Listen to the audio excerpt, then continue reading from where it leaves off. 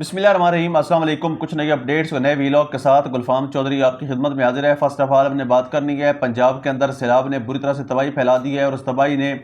جو غریب تھا، جو آلریڈی مہنگائی کی چکی میں پس رہا تھا، ان کو جینے کے قابل بھی نہیں چھوڑا۔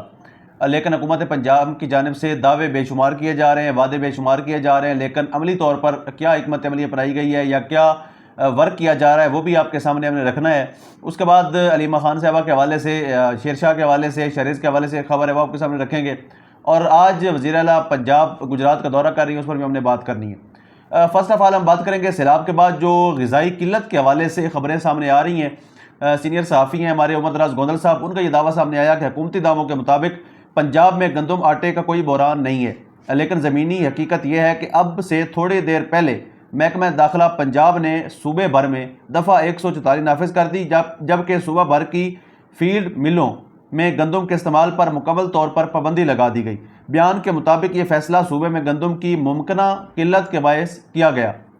دوسرے لفظوں میں کسانوں سے سستی گندم خریدنے والوں کی اگلے چند دن میں چاندی ہونے والی ہے۔